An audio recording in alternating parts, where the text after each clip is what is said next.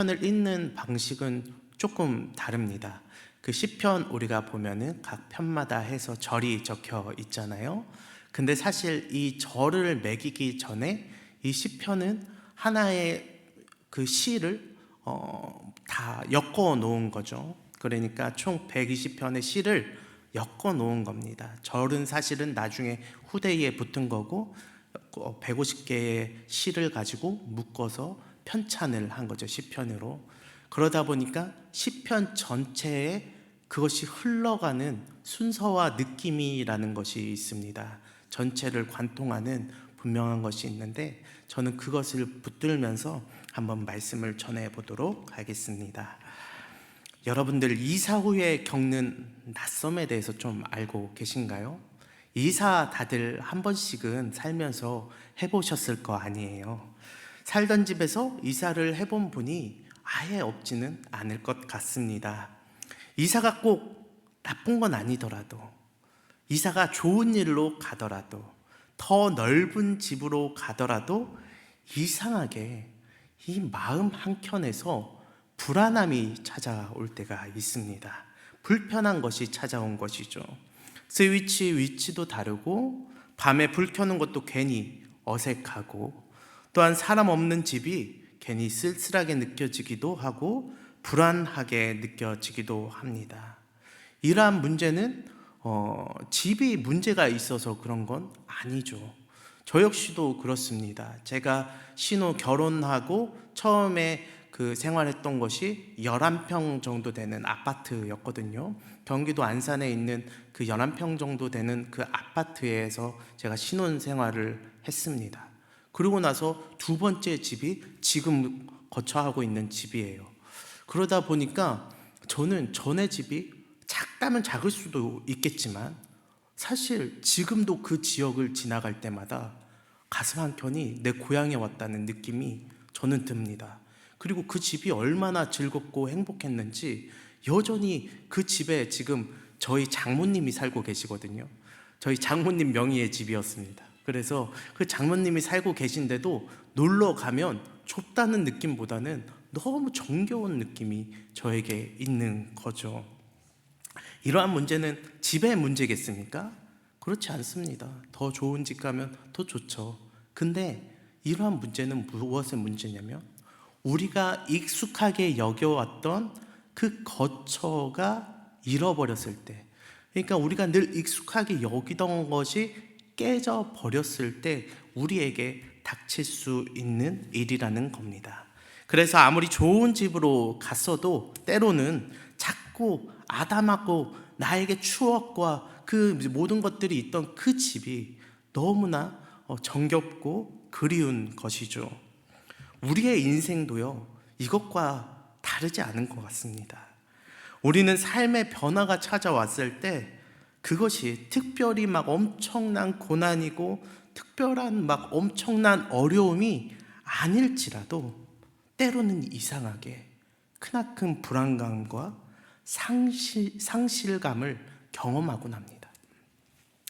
그것이 방금 말씀드린 것처럼 뭔가 문제가 있고 상황에 문제가 있고 사람의 문제가 있어서 그렇다는 것이 아니라 익숙했던 그 모든 것들이 깨어져 버렸기 때문에 내가 그동안 익숙하게 여겼던 그 거처라고 여겼던 것들이 다 흩어버렸기 때문에 그러한 마음을 누구나 인간은 느낄 수 있다라는 것이죠.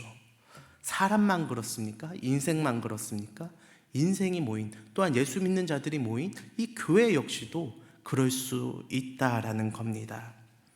우리 교회도요, 이 변화가 찾아올 때 그것이 엄청난 고난으로 우리가 찾아왔다거나 뭐 어려움으로 찾아왔다거나 그런 게 아니더라도 우리 성도들 마음에 크나큰 불안과 또한 상실감을 느끼셨을 것입니다. 왜냐하면 우리 교회는 얼마 전에 담임 목사님께서 사임을 하셨기 때문에 그렇죠.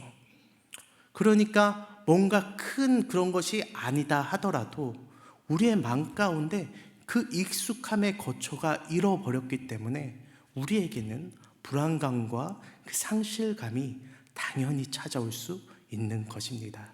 그 마음 자체가 이상한 것은 결코 아니다라는 것이죠. 믿음의 문제도 아니다라는 것입니다. 그러면서 우리의 마음 가운데 말은 하진 않지만, 우리가 서로 그런 것들에 대해서 민감하잖아요. 말은 하지 않지만 우리의 마음 가운데 이러한 마음이 조금은 다스리고 있는 것, 지나가고 있진 않나 싶습니다. 어떤 마음이냐면요, 앞으로 우리 교회가 어떻게 될까? 라는 마음이죠.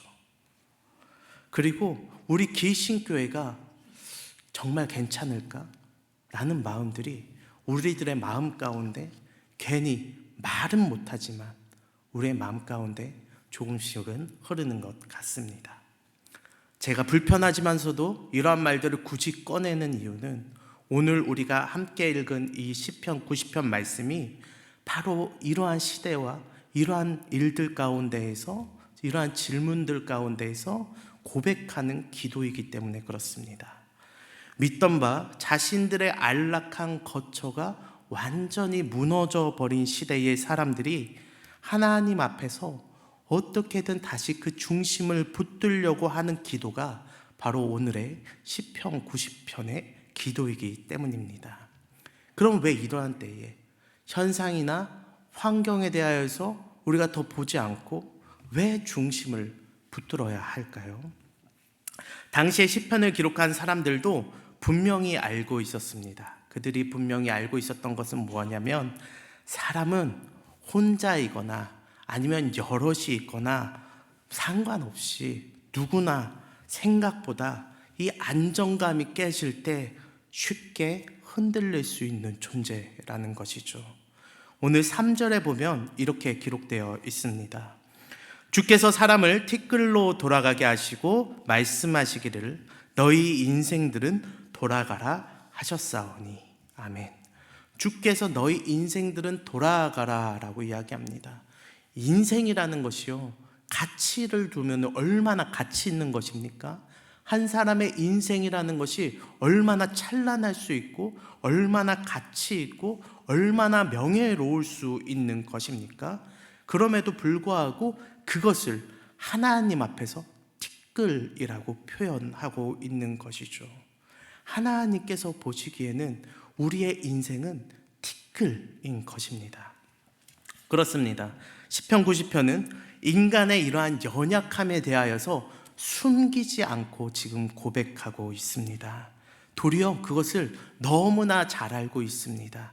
우리가 얼마나 연약하고 우리가 평생을 붙들고 있던 안전하고 영원할 것이라고 여겼던 모든 것에, 그러한 변화에 대하여서 우리가 쉽게 무너질 수 있는 존재라는 것에 대하여서, 우리의 인생이라는 것이 마치 찬란하고 단단할 것만 같지만, 영원할 것만 같지만 하나님 앞에 얼마나 티끌과 같은 존재인가에 대해서 분명하고 명확하게 이야기해주고 있는 것이죠. 우리 인생들만 조금만 살펴봐도 그런 것 같습니다. 제가 20대 초반에 알바를 계속 많이 했었는데요, PC방에서 야간 알바를 많이 했었습니다. 방학 동안에 대학교 학비도 제가 구해야 했고, 그리고 생활비를, 그게 학비를 아니더라도 제가 생활비를 벌어야 했기 때문에 그 일들을 지속해 나갔죠. 낮에는 공부하고, 잠깐 그 공부하고 가는 길에 지금도 생각나는데 공원에서 잠깐 쪽잠 잤다가 또 저녁에 야간에 일하고 또 돌아와서 또 공부하고 했던 기억이 납니다. 그래서 그런지요, 제가 그때의 기억이 참 좋은데요, 그때 PC방 사장님하고도 굉장히 친했던 기억이 납니다. PC방 사장님이 저랑 나이 차이가 별로 나지 않았었어요. 근데 어떻게 그분이 사장님이 되셨냐? 부모님이 불의의 사고로 돌아가시고 자신도 그냥 죽으려다가 그냥 부모님이 남겨진 유산을 가지고 PC방을 차렸는데, 학교 앞에 PC방을 차렸는데 잘 된 거죠. 그래서 그걸로 먹고 살고 있는 겁니다. 그러다 보니까 그분의 자랑이 그거였습니다. 항상 저를 보면서 자기는 이 PC방만 있어도 평생은 먹고 산다고 이야기하는 거였죠. 근데 그 PC방이 어떻게 됐을까요? 얼마 안 돼서 또 사라졌습니다. PC방이라는 게 학교 앞에 PC방 있으면 영원할 것만 같지만 이 게임이라는 것도 점점 우리나라에서 점점 막 대두되다가 사라지고, 그리고 코로나도 닥치고 뭐 이것저것 있다 보니까 PC방 산업도 굉장히 많이 줄어들어 버린 것이죠.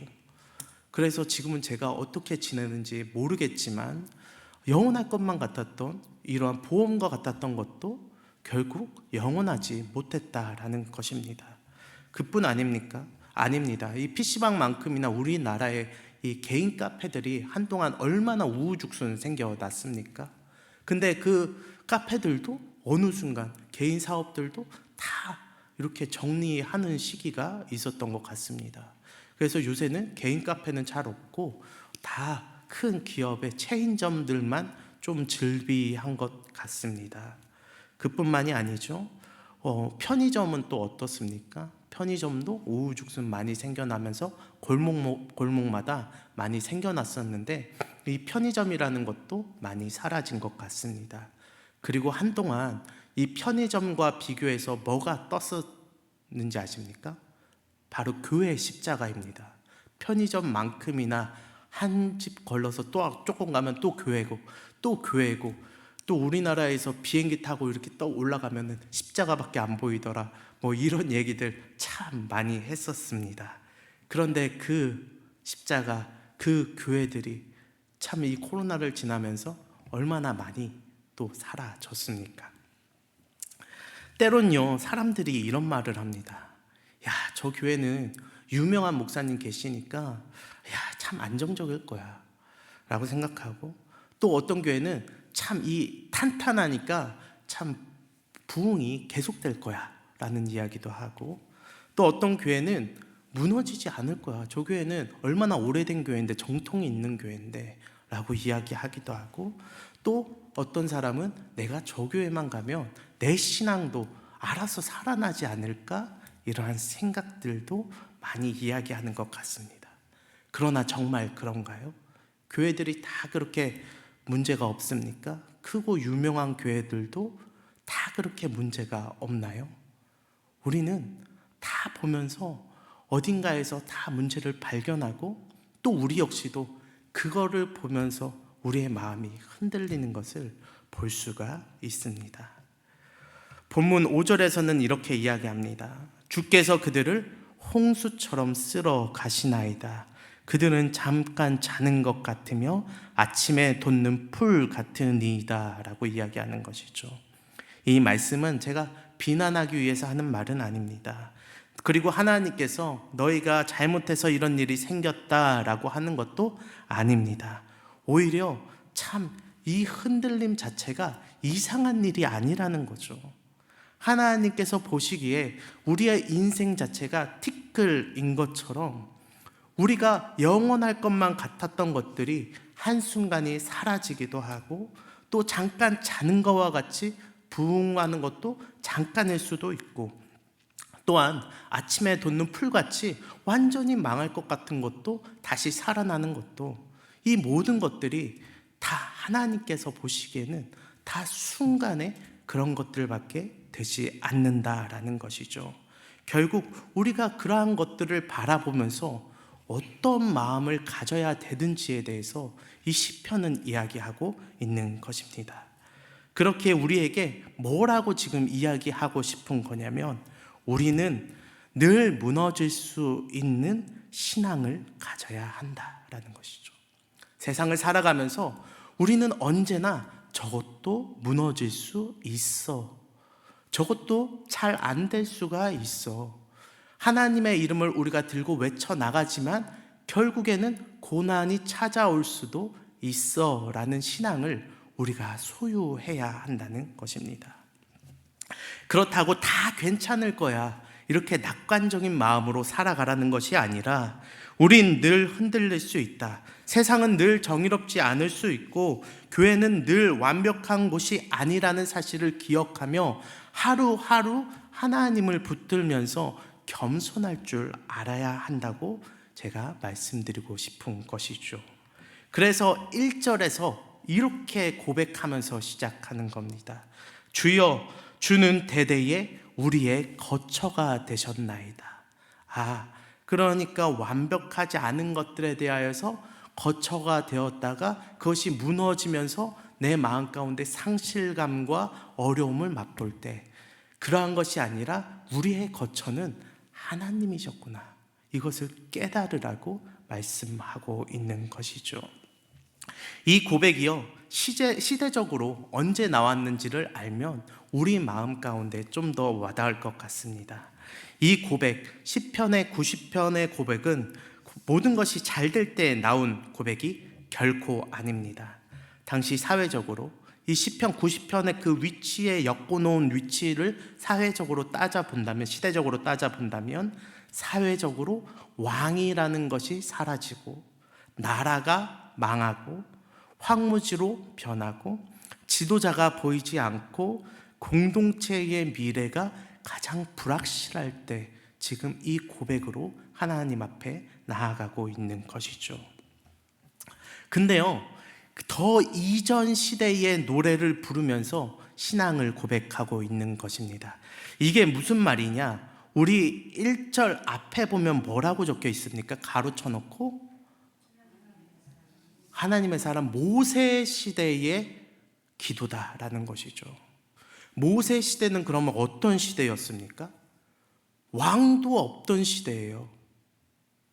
다 노예로 살다가 이제 그 밖으로 나온 시대입니다.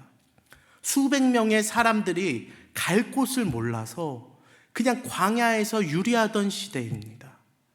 화려한 성전이 있어서 하나님께 예배하던 시대가 아니라 그냥 누추한 천막 하루하루 쳐가면서 거기에 하나님의 임재를 바라기만 하던 시대였어요. 그 시대를 오히려 바라보면서 우리의 신앙을 회복하자고 지금 고백하고 있는 겁니다.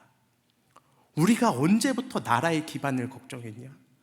우리가 언제부터 왕이 있고 없고에 따져서 그렇게 걱정을 했어? 우리가 언제부터 화려한 성전이 무너져서 슬퍼서 눈물을 흘렸냐고? 그런 거 하나 없을 때도 하나님의 임재를 맛보면서 그 광야 가운데 하나님의 임재를 경험하면서 하늘에서 내려온 만나와 그 메추라기를 먹으면서 하루하루 살던 시대가 있었는데 우리가 왜 나라 이런 걱정을 하고 있냐? 뭐가 걱정스럽냐라고 지금 시편 90편의 기자는 이야기하고 싶은 것이죠. 진짜 처음으로 돌아가서 광야에서 아무것도 없을 때, 정말 하나님 한 분만 의지할 리 없어서 의지해야 할 때, 그때가 오히려 더 믿음이 순수하고 하나님께서 기뻐하시던 시대였다고 지금 이야기하고 있는 것입니다. 사랑하는 우리 성도 여러분들, 우리 교회로 이러한 말씀에 비춰보았을 때 교회 역시 특정한 인물 위에 세워지는 것이 아닙니다. 교회는 하나님의 말씀 위에 세워지는 것입니다. 물론 아까 말씀드린 것처럼 익숙했던 리더십이 사라지는 것은 굉장히 공허한 일입니다. 저 역시도 엊그저께 전화를 받았는데 전에 사역했던 교회 집사님께서 연락을 주셨어요. 자기가 이제 암이셔서 저랑 같이 교류하면서 기도를 많이 하셨었거든요. 저희 어머니를 위해서도 많이 기도해 주셨는데 그분도 이제 암으로 판명을 받으시고 항암 더 이상 쓸 게 없어서 이제 병원에 입원하셨는데 제 생각이 난다고 그분한테도 전화가 오고 그분 아들한테도 전화 오고 이렇게 연락이 왔었습니다. 공동체의 리더십이나 목회자가 사라지는 것은 분명히 성도들의 입장에서 당연히 공허한 일이죠. 익숙한 사람, 또한 마음을 같이 했던 사람이 사라진다는 것은 당연히 마음 아픈 일입니다. 그리고 우리에게 상실감을 주는 것이 당연한 겁니다. 그 감정 자체를 우리는 부정하면서까지 신앙생활해서는 안 됩니다. 그러나 오늘 본문은요, 우리에게 이렇게 말합니다. 교회가 언제부터 한 사람에게 의지하여서 존속하였는가? 사람이 아니라 우리는 하나님이 우리의 신앙의 거처가 되어야 된다는 사실을 늘 기억해야 합니다. 교회의 목회자는 어떠한 모습으로 떠날 수가 있습니다. 저 역시도, 또한 전도사님도, 강도사님도, 담임 목사님도 때가 되면 떠날 수가 있습니다. 그러나 우리가 늘 기억해야 될 것은 이 개신교회의 하나님은 결코 떠나지 않으십니다. 하나님은요, 결코 떠나지 않으시는 분이세요. 영원히 교회를 떠나지 않으시는 하나님께서 8절에서 이렇게 이야기하십니다. 주께서 우리의 죄악을 주의 앞에 놓으시며 우리의 은밀한 죄를 주의 얼굴빛 가운데 두셨사오니. 이 말은 니들이 잘못했다고 이야기하는 것이 아닙니다. 니들의 죄악의 문제를 따지고자 하는 것이 아닙니다. 무엇이냐면 이러한 모든 상황들 가운데 특정한 사람이 문제다라고 이야기하시는 것도 아니고, 결국에는 우리가 우리의 안에 있는 것들을 살펴봐야 한다는 것이죠. 하나님 앞에서 우리 자신을 살펴보자는 겁니다. 하나님은 이미 우리의 마음들을 다 알고 계시니까 이러한 어려운 때에 우리가 중요한 건 새로운 누군가가 와서 우리가 그 사람을 의지할 것이 아니라 우리 스스로를 돌아보자는 거죠. 우리의 신앙의 수준이 결국엔 이 정도였는가?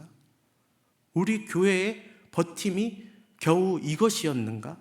우리가 돌아보면서 하나님을 더욱더 의지하자고 이 8절에서 이야기하고 있는 것입니다.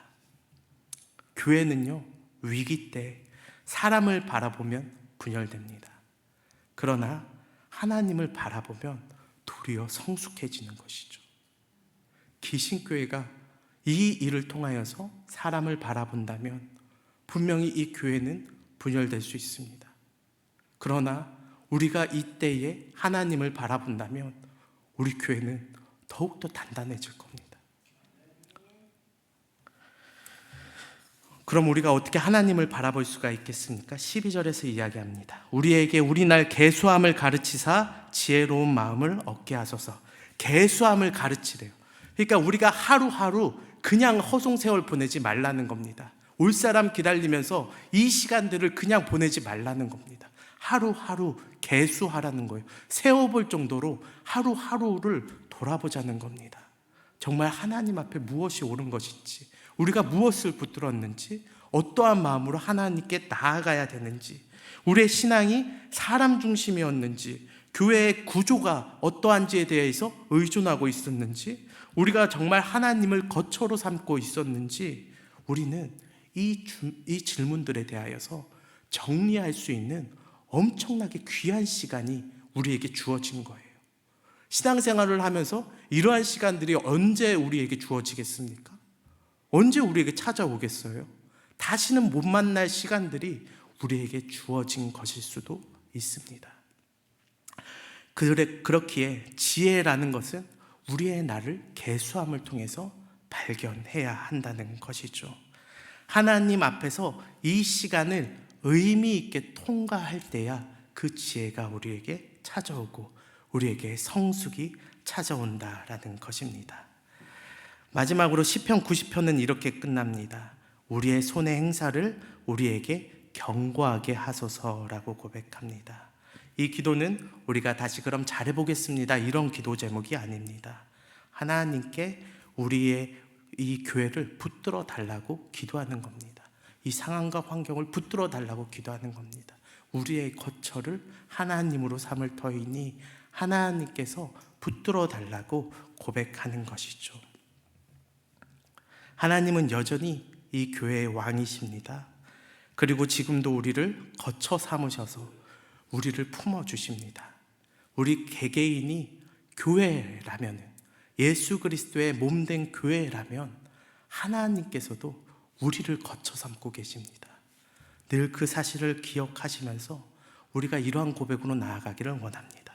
주여, 주는 여전히 우리의 거처 되십니다. 주님께서 우리의 모든 것 되십니다. 이런 고백이 더욱더 넘쳐나는 우리 기신교회가 되시길 진심으로 바라고 기도합니다. 우리 시간 잠깐 같이 기도하도록 하겠습니다. 말씀을 기억하시면서 기도하실 때, 하나님, 이 기신교회가 너무나 귀한 시간을 맞이했습니다. 이 시간들 가운데 누군가는 너무나 쉽게 이 시간들을 보내버리지만 우리가 이 시간이 너무나 중요한 시간이라는 걸 압니다. 우리 교회가 무르익어가는 시간임을 우리가 발견했습니다. 이 시간들을 통하여서 우리가 더욱더 큰 은혜를 얻게 하여 주시고 이 길신교회가 더욱더 하나님 앞에서 단단한 교회가 되게 해달라고 우리를 교회를 놓고 우리 같이 기도하도록 하겠습니다. 하나님 아버지 감사합니다. 연약하고 부족한 우리의 인생 가운데 주님께서 우리에게 은혜를 더하여 주시니 감사드립니다. 우리가 무엇을 붙들면서 나아갔습니까? 우리의 마음의 상실과 어려움이 무엇 때문에 찾아왔습니까? 우리는 인간인지라 어쩔 수 없지만 그럼에도 불구하고 우리가 말씀을 붙들길 원하오니 하나님이 우리의 거처 되심을 고백합니다. 주님께서 우리의 마음을 기뻐 받아 주시옵소서. 이 길신교회가 다시는 돌아오지 않을 귀한 시간을 맞이하고 있음을 고백합니다. 이 시간들 동안 정말 하나님 앞에 우리의 마음을 드리는 그러한 교회가 되게 하여 주시고 정말 하나님과 깊이 교제하는 교제의 시간이 되게 하여 주시옵소서. 이 날들을 계수하며 하나님 앞에 지혜를 구하며 나아가길 원합니다. 누가 오던 정말 하나님께서 귀한 사람으로 보내실 줄로 믿습니다. 그 과정 가운데 성숙할 것은 교회이고 우리 성도들임을 고백합니다. 주님께서 우리의 마음을 기뻐 받아 주시옵소서. 우리 한 가지 더 같이 기도하기를 원하는데요, 우리 성도님을 위해서 기도하기를 원합니다. 오늘 그 수술이 있으셨던 그 문춘소 집사님 남편분 허리 골절로 인해서 수술이 있었습니다. 근데 폐랑 그런데 물과 피가 좀 차서 수술을 결국 못 하셨어요. 그래서 중환자실에 계시게 됐는데 이러한 일들 가운데 주님께서 귀한 위로의 마음을 허락해 주시고 그 폐나 이런데 물이 잘 빠져서 결국에는 수술이 잘 이루어질 수 있게 해달라고 우리 집사님을 놓고 같이 기도하기를 원합니다. 하나님 감사합니다. 연약하고 부족한 우리의 인생들 가운데 주님께서 우리에게 찾아와 주시고 은혜 더하여 주시니 감사합니다. 사랑하는 우리 문춘소 집사님, 주님께서 함께하여 주시고 은혜의 은혜를 더하여 주시옵소서. 주님, 그 마음이 얼마나 놀랐겠습니까? 그 마음이 얼마나 아프겠습니까? 또한 그로 인하여서 얼마나 많은 걱정과 어려움이 있겠습니까? 주님께서 그들을 붙들어 주시고 함께하여 주시옵소서. 치유의 강선을 비춰주시고 결국에는 그 허리가 완치될 수 있도록, 또한 이 모든 시간들을 통하여서 도리어 예수 그리스도를 알게 되는 귀한 시간이 될 수 있도록 주님께서 함께하여 주시고 은혜 더하여 주시옵소서. 예수님의 이름으로 기도합니다. 아멘. 우리 이 시간 543장 같이 찬양하시겠습니다. 찬송가 543장입니다.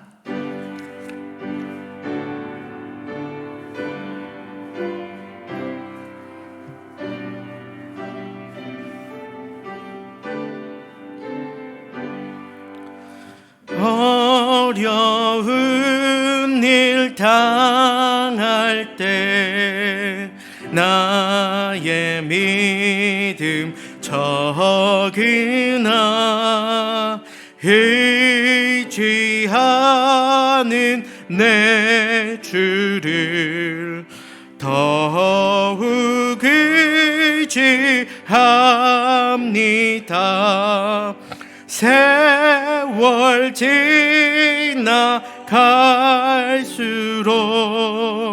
의지할 것 뿐일세. 무슨 일을 당해도 예수 의지합니다. 성령께서 내 마음 밝히 비춰 주시